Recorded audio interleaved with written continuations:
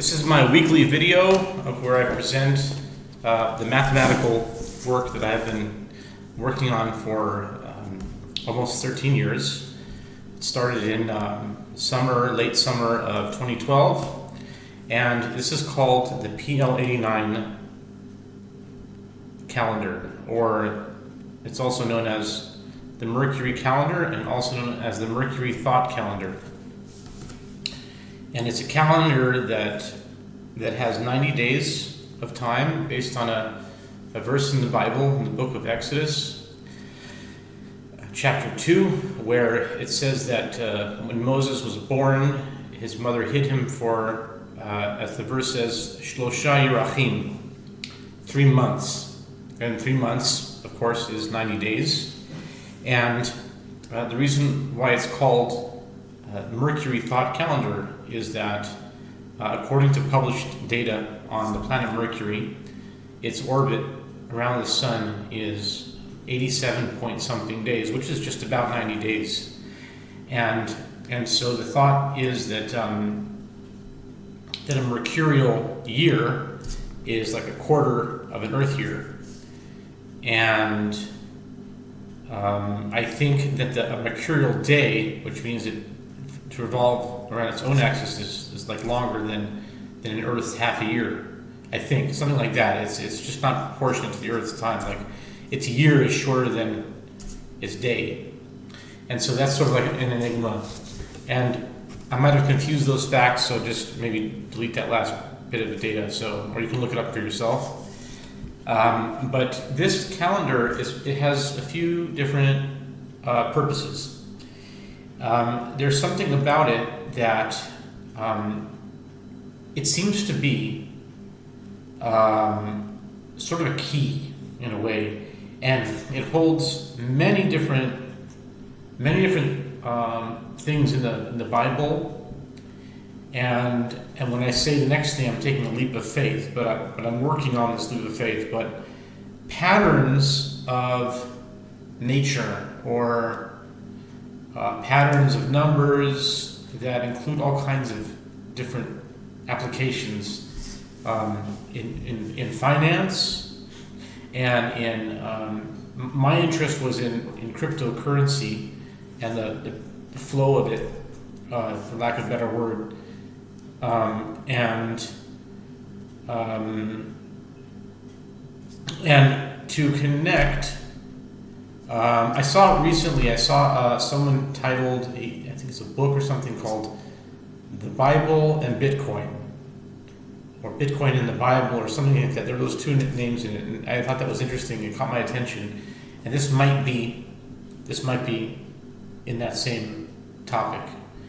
So it's taking biblical ideas and fusing them together with the flow of money, and creating some kind of a singularity, to use that word, singularity, a fusion or a synergy of biblical ideas and numbers that occur everywhere. For example, chapter numbers and verse numbers. Is there some type of intentionality to all of it? Is there some kind of intention? Is it some kind of purpose behind knowing that, let's just say, Numbers chapter 16 is going to be starting the parsha of Korach, which is this week's Torah portion, and this would seek to explain that. And many ideas come forth within this framework over time. And I'll just share one of them, and I usually share them as they are related to the weekly Torah portion, because in my on my X page, one of my, I think my title is, I might say this not exactly verbatim, but this is the basic idea: bringing to the world the finest in gematriatic products and services through the PL-89, which is this. The 752 squares, another work that I haven't presented it yet, but it's similar to this. It has colors and it's a grid kind of thing. 752 squares, and the infinity pi matrix, and the spice. The spice, because I work in the spice industry, and the spice is kind of like I was drawing from the sci-fi movie Dune. It's like spice was a substance that gave you the ability to bend time and space and to give longevity. And it was kind of this like elixir of life, or like philosopher's stone. And you could do, I compared, in terms of Judaism and Torah, I compared to the Or HaGanuz. This is more like the spice is like the Or HaGanuz. It's the hidden light that, according to the Midrash, that God kept for the end of times for people to use for good purposes, and hid it for a large portion of history because if the wicked people got a hold of it, then it would be a disaster. Imagine if Iran had access to the Or HaGanuz, they would probably use it to destroy everything except for themselves. And I mean, I think the only reason they agreed to the ceasefire is they realize they're up against America and Israel, and they're like, forget it. Now that's just hearsay, and I'm also digressing. But anyway, back to this thing. I'd like to share an idea that comes from this calendar, and it has to do with the weekly Torah portion of Korach. And this calendar, just to briefly describe it, it's a lunisolar calendar, which means it measures the sun, meaning the civil calendar, the 365 days a year, and it also measures the moon, the lunar calendar, which is about 354 days a year.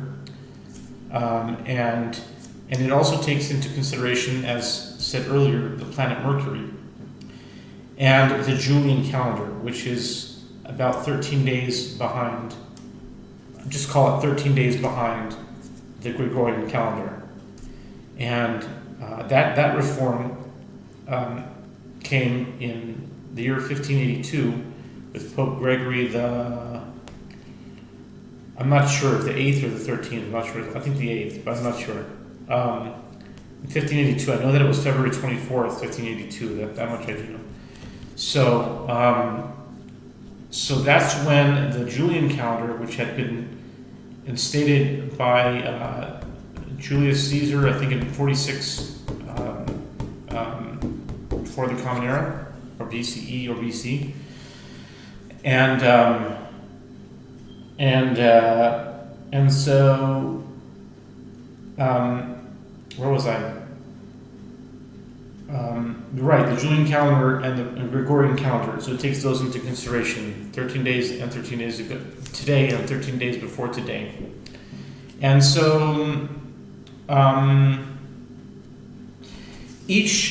this had a code, a certain pattern in which it was made. And the reason why I brought in Bitcoin is that I noticed that the years that it went for basically matched up to every year, besides for one time that it was like a double. But every time Bitcoin, what they call halved, it's split in half, and then I'm not sure I can explain it accurately here, so I'll just, if you know Bitcoin, then you'll know that like in 2012, I think it halved, in 2016 it halved, in 2020, in 2024. And so the format changed. And when I say it changed, I'm going to try to convey this as best I can. This is going to sound a little out there, a little metaphysical, but when it changed, it's not like I changed it. I looked at it and it changed. Like, okay, I can see how you might say, yeah, you just in your mind are being creative and you change it yourself, and now you're calling it that someone else told you to do that. Maybe so. I can't prove not that, but when I saw it, it was like me seeing something. It wasn't me thinking it up. It was like I heard something, and then it says, now it changes. Now it changes. How it changed was there are three basic formats, and they are to match up the three different types of months in a year in the study of astrology. There's what you call the cardinal months, the fixed months, and the mutable months. And for 8 years, it went in one certain format. For 4 years, it went for the other. The 4 years were from when Corona came out until 2024. And then 2024 until now is, so by projection, I'm thinking it's like 8, 4, 2, because each time it halves. Like now, in 2020, Bitcoin halved, and in 2024, it halved. So anyway, this week's Parsha is Korach, and Korach is the 38th Parsha of the Torah. And this week of Korach, so today is, the Hebrew date is, it's actually Rosh Chodesh today, and it's the 30th of Sivan. So in this calendar, 30, box 30, would actually be the 30th.